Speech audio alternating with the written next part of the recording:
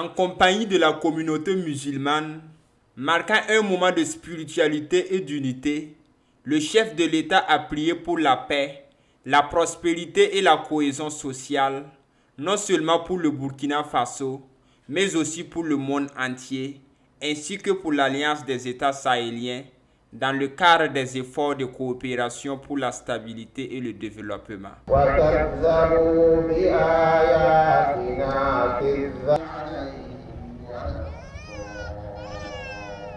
La première prière, c'est à l'endroit donc des forces combattantes. Que Dieu les garde en veille, que Dieu les protège, les donne la victoire sur l'ennemi. Et déjà, on remercie Dieu pour tout ce qu'il a pu faire pour nous, tout ce terrain qu'on est en train de gagner ces derniers temps. Et on continue de prier Dieu pour eux, pour qu'il les protège, qu'il veille sur eux et qu'ils puissent donc récupérer tout notre territoire. Et à travers donc cela, prier pour toutes les forces combattantes de l'espace AES pour que le Sahel puisse connaître la paix. Nous prions Dieu pour que l'année prochaine, à l'heure là, nous puissions fêter donc dans la paix, dans la joie et dans l'harmonie. Et souhaiter très bonne fête à tous les Burkinabés, que Dieu nous protège tous, accorde la santé à tout un chacun, nous permette d'avoir notre prospérité, notre développement tant souhaité, et que l'année prochaine, à l'heure, s'il plaît à Dieu, que nous prions dans la paix, dans la joie et dans l'amour, la cohésion. En cette journée sacrée marquant la fin du mois de Ramadan, les fidèles musulmans réunis en présence du président du Faso ont partagé un moment de prière empreint de spiritualité et d'unité. Ils ont prié sous l'invocation d'Allah pour que la paix, la prospérité et la cohésion sociale du Burkina Faso se réalisent, tout en adressant des bénédictions au président du Faso pour sa santé, sa guidance et la réussite de sa mission. Nous remercions Allah pour ce moment sacré où nous avons appris que le chef de l'État, le capitaine Ibrahim Traoré, s'est joint à la population pour accomplir la prière. Nous glorifions et rendons grâce à Dieu, lui demandant de bénir le président, de lui accorder sa grâce et de l'entourer de personnes fidèles et compétentes, afin qu'il puisse gouverner notre pays avec sagesse et dans l'intérêt du peuple burkinabé. Nous sommes très contents de le voir ici parmi nous et nous demandons vraiment à Allah subhanahu wa ta'ala d'agréer nos supplications, d'accepter nos prières et de protéger le Burkina Faso, de bénir le président, de le protéger de tout mal visible et prévisible et de garder tous les Burkinabés. Qu'Allah ramène la paix dans le Burkina Faso et dans tous les pays frappés par des crises de toutes sortes. C'est un grand plaisir pour nous, en tout cas, d'avoir le président du Faso à la prière pour qu'on communie ensemble. En tout cas, vraiment, c'est un plaisir. Du courage à lui, vraiment, le combat qu'il est en train de mener, vraiment, que qu'Allah met sa barque là-dedans, que la paix revienne au Burkina Faso. Quand je l'ai vu à côté de moi, je n'avais même pas mis mes appareils sous silencieux. J'avais peur même que, si le téléphone sonne ici, comment faire? Mais en tout cas, Dieu merci, ça tient bien. Vraiment, c'était une émotion pour moi d'avoir le président à mes côtés.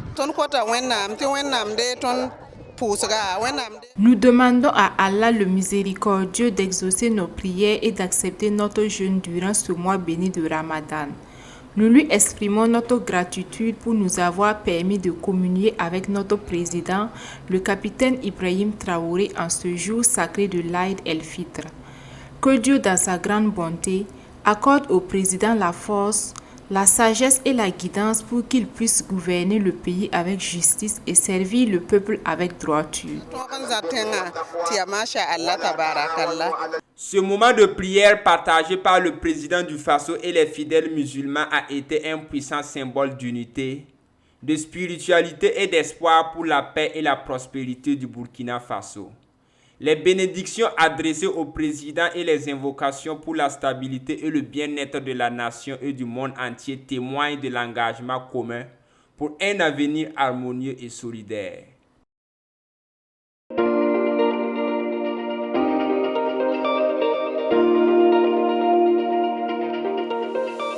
Tout en vous souhaitant de fructueux et constructifs échanges, je déclare ouvert ce premier conseil d'administration du secteur ministériel de l'année 2025. Je vous remercie. Pègre Ndé Gilbert Ouédraogo a souligné que l'année 2024 a été marquée par des contraintes budgétaires nécessitant une optimisation des ressources. Dans le contexte sécuritaire actuel, il est essentiel de réajuster les crédits pour maintenir la stabilité des programmes et garantir des résultats durables. Lors de la rencontre avec les acteurs de la culture et de la communication, il sera question d'ajuster les crédits tout en respectant les priorités stratégiques du département. Les échanges de ce jour nous permettront de trouver des solutions innovantes et pragmatiques pour assurer une gestion efficace et durable de nos ressources. En validant ensemble le programme d'activité de l'année 2025, nous devons non seulement prendre en compte ces ajustements budgétaires, mais aussi renforcer le cadre de performance de nos structures afin de garantir que chaque ressource investie génère un résultat concret. Le thème de cette session, exécution des programmes budgétaires dans un contexte d'austérité, quel équilibre entre réaménagement des crédits budgétaires et stabilisation du cadre de performance, reflète pour le ministre Pègre Ndé Gilbert Ouédraogo les défis exemplaires auxquels le ministère doit faire face. Cette session représente ainsi une étape clé dans la programmation et l'optimisation de nos activités pour que, dans ce contexte d'austérité, nous puissions répondre avec efficacité et détermination aux défis qui se présentent à nous. Notons que du bilan ressorti au titre de l'année 2024, le rapport d'activité se stabilise à un taux de 90,09% pour un taux financier exécuté à 94,84%.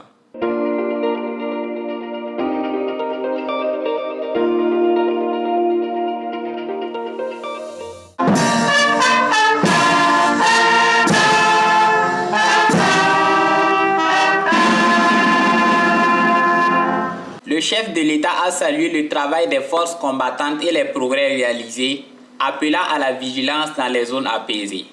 Il a exhorté les travailleurs à redoubler d'efforts pour le bien du pays et a insisté sur la nécessité pour la population de rester vigilante face aux tentatives de déstabilisation menées par des forces extérieures. Aujourd'hui, plus que jamais, les apatrides, les ennemis de la nation sont très actifs et vous pourrez le constater. Du côté de la lagune, ils sont réunis depuis plusieurs jours. Leur objectif, c'est de faire vivre au Burkina Faso les événements de 87. Mais oubliant donc que les époques ont changé et nous sommes sur le pied de guerre, nous les attendons de pied ferme, leurs mercenaires et leurs actions. Et je tiens à le dire, nous serons impitoyables. Ils peuvent continuer à rêver, mais le Burkina va poursuivre. Et c'est pourquoi, depuis Zignaré la dernière fois, j'invitais tout un chacun à être très vigilant, à ne pas céder à la manipulation. Comme vous pouvez le constater, leur action se résume à la désinformation, la manipulation, la subversion. Il faut que tout un chacun puisse donc rester serein avec l'objectif en face pour ne pas se laisser détourner. Parce que nous serons aussi sans état d'âme pour ceux-là qui vont se laisser manipuler. La cérémonie de montée des couleurs a été également une occasion pour le président du Faso de rappeler que notre pays est dans une révolution. Nous ne sommes pas dans une démocratie, nous sommes bien en révolution progressiste, populaire. Il faut que tout le monde comprenne ça. Et c'est d'ailleurs plus étonnant que ceux-là qui sont censés être les intellectuels qui ont fait l'école peuvent imaginer qu'un pays peut se développer dans la démocratie. C'est faux. Quand on nous cite un seul pays qui s'est développé dans la démocratie, ce n'est pas possible. La démocratie n'est que l'aboutissement. On passe forcément par une révolution et nous sommes bel et bien en révolution. Ceux qui ne l'avaient pas compris, on le dit encore haut et fort.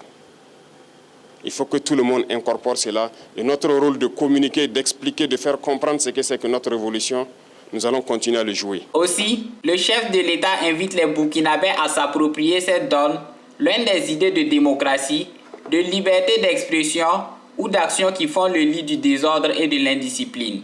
On ne fait pas de révolution dans le désordre. C'est impossible. Et l'ordre, nous allons faire régner l'ordre et la discipline pour que nous puissions progresser. Parce que les réformes sociales, économiques, politiques, idéologiques ont besoin d'ordre et de discipline. Et tout un chacun a son rôle à jouer dans cela.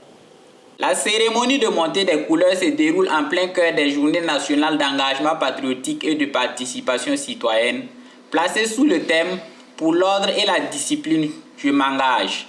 Le président du Faso, le capitaine Ibrahim Traoré, a ainsi invité l'ensemble de la population à rester vigilante.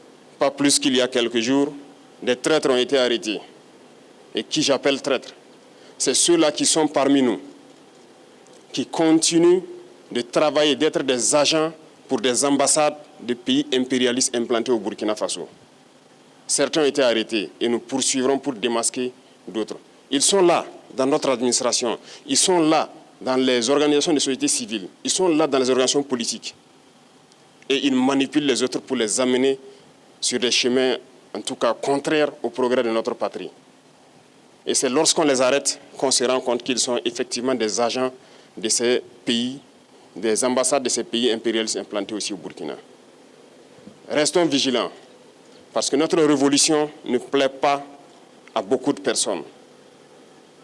Ces valets locaux et ces sous-préfets qui sont là à exécuter les ordres de leurs maîtres, croyant pouvoir mettre fin à notre révolution, qu'ils comprennent que nous avons pris toutes les mesures. Et je le dis une fois de plus, on sera impitoyable et sans état d'âme face à ceux-là qui pensent pouvoir se mettre à travers du développement de notre patrie. Nous allons poursuivre notre révolution.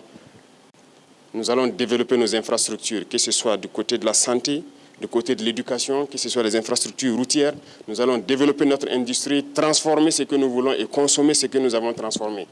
Le Burkina va rayonner, n'en déplaise à ceux-là qui ont la nostalgie encore des années 87, je le répète.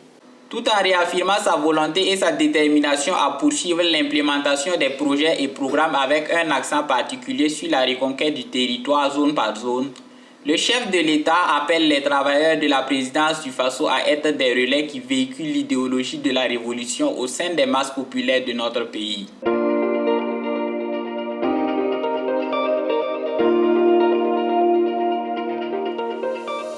Les chiffres d'affaires présentés lors de cette session témoignent de l'importance du Fonds de soutien patriotique dans le dispositif de lutte contre le terrorisme. Depuis sa création, le fonds a mobilisé un total de plus de 307 milliards de francs CFA. Les résultats atteints à l'issue de 2 années de sa mise en œuvre nous confortent quant à la pertinence du choix opéré ainsi que les ambitions définies au départ. Pour preuve, au 23 mars 2025, plus de 307 milliards de francs CFA ont été mobilisés au profit du fonds. Au 31 décembre 2024, c'est un montant cumulé de 274 milliards 724 millions 119 812 francs CFA qui a été encaissé. Ces acquis sont non seulement le reflet de la consolidation des acquis engagés en 2023, mais traduisent également l'efficacité des différentes mesures gouvernementales prises pour l'optimisation de la gestion du fonds, tant en termes de mobilisation des ressources que d'exécution des dépenses. Au premier trimestre de 2025, le FSP a enregistré une nette augmentation de ses encaissements par rapport à la même période en 2025, témoignant ainsi une dynamique positive dans la gestion des ressources. En effet, pour ce trimestre, c'est un montant de 33 milliards 31 991 476 francs CFA qui a été encaissé, soit une progression de 6,55%. Les résultats appréciables atteints dans un contexte socio-économique et politique sous-régional et international difficile sont à mettre à l'actif de l'ensemble des acteurs impliqués dans la gestion du fonds, ainsi que de nos vaillantes populations qui ont pris toute la mesure des enjeux. Aussi voudrais-je traduire à tous mon entière satisfaction et vous adresser des encouragements à poursuivre dans cette dynamique en vue d'atteindre les résultats escomptés et de satisfaire aux exigences de transparence et de redevabilité, socle de la gouvernance vertueuse que le peuple burkinabé appelle de tous ses vœux. En clôture des travaux, le chef du gouvernement a insisté sur la nécessité de maintenir le cap en mobilisant davantage de ressources pour renforcer les capacités techniques et opérationnelles afin de vaincre le terrorisme et poser les bases d'une paix durable au Burkina Faso.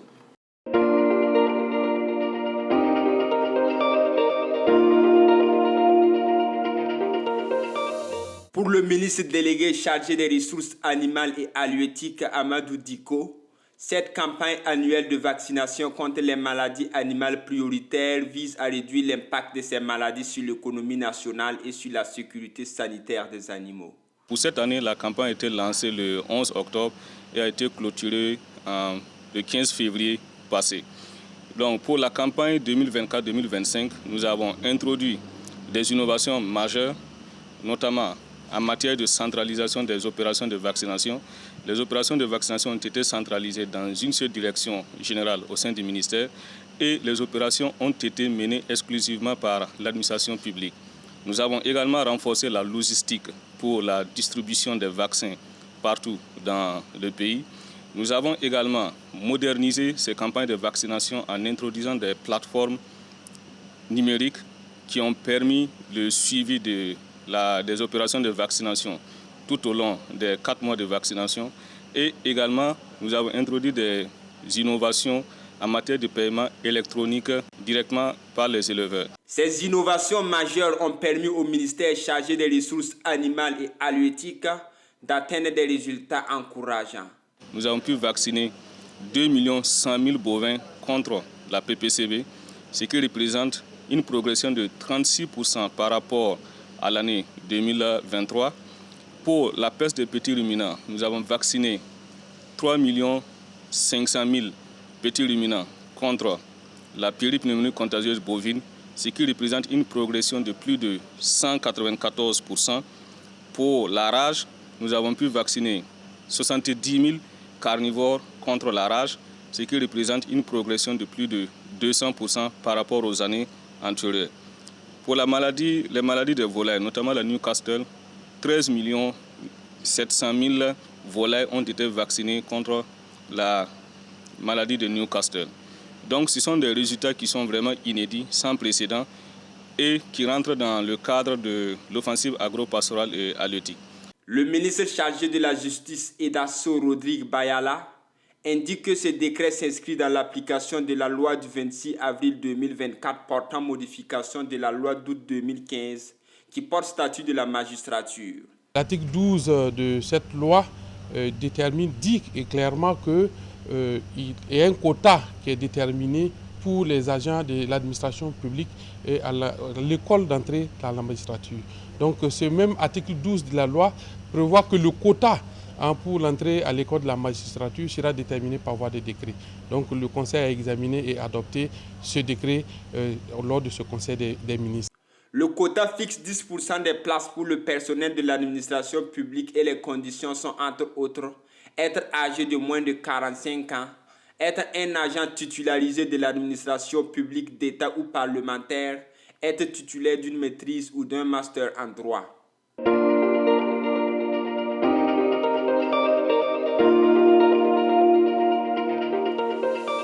Le secteur privé aux côtés du secteur public est essentiel à la croissance économique et à la création d'emplois. Le gouvernement burkinabé engagé à améliorer l'environnement économique priorise le dialogue avec le secteur privé. La création du cadre de concertation publique-privée vise à faciliter les échanges et à lever les obstacles au climat des affaires. Mon gouvernement accorde une place importante au fonctionnement des dispositifs institutionnels de pilotage et de suivi de l'amélioration du climat des affaires et du cadre de concertation publique-privée dont l'objectif est de favoriser la mise en œuvre diligente des réformes et des recommandations issues des différentes plateformes d'échange. Le chef du gouvernement a ainsi invité l'ensemble des parties prenantes à s'investir pleinement dans la poursuite des réformes et la résolution des principales difficultés afin de créer un environnement propice aux affaires au Burkina Faso. Chacun devra jouer pleinement sa partition pour assurer à notre pays un environnement favorable à la réalisation des investissements productifs, gage d'un épanouissement économique et social certain de nos populations. Je souhaite qu'à la prochaine session des comités de pilotage, nous puissions aboutir à des résultats plus concrets dans la mise en œuvre des recommandations et dans l'implémentation des réformes identifiées. Toute chose qui permettra au Burkina Faso d'améliorer son attractivité en matière d'investissement. J'invite donc l'ensemble des structures concernées à engager sans délai la mise en œuvre des recommandations et des réformes qui n'ont pas connu à ce jour un début de réalisation, car malgré le contexte international et national difficile, La volonté du gouvernement demeure la création d'un cadre approprié pour l'émergence d'une élite économique dynamique au service d'un développement durable et inclusif de notre pays. Malgré un contexte international et national difficile, le gouvernement reste déterminé à créer un cadre propice à l'émergence d'une élite économique dynamique au service d'un développement durable et inclusif du pays. Pour l'atteinte de cet objectif, les hommes et femmes d'affaires ont une partition à jouer.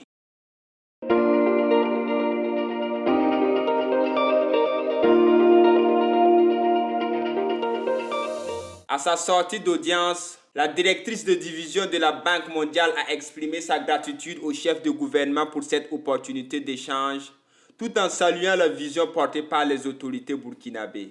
Toutes nos équipes sont là, mobilisées, pour soutenir les efforts qui sont en cours, pour résoudre les problèmes qui émergent de la crise socio-économique et aussi sécuritaire, et aussi assurer que le Burkina peut continuer dans son chemin pour le développement du pays et l'amélioration des conditions de vie des populations. Madame de Sousa affirme également que son institution est en phase avec la volonté des autorités burkinabées de privilégier des programmes à fort impact. Nous avons des programmes au côté éducation, santé, nous soutenons l'agriculture et quelques programmes phares du gouvernement, son Excellence le Président de la République, pour assurer que les populations ont ce qu'ils ont besoin pour satisfaire les besoins basiques de chaque jour. La Banque mondiale soutient actuellement plusieurs projets stratégiques dans les domaines de l'éducation, de la santé, de l'agriculture et de l'emploi des jeunes. Des secteurs clés qui, selon Madame de Sousa, permettent de répondre aux besoins fondamentaux des populations et de construire un capital humain solide. L'économie aujourd'hui à niveau global est basée à la science et à la technologie. Et si nous travaillons dans le sens d'accompagner les Burkinabés à être au même niveau que les jeunes de d'autres côtés du monde, c'est une façon d'avoir des impacts très significants, pas seulement pour aujourd'hui, mais pour le futur de ce pays. Cette collaboration stratégique vise à améliorer les conditions de vie des Burkinabés et à favoriser un développement durable pour le pays.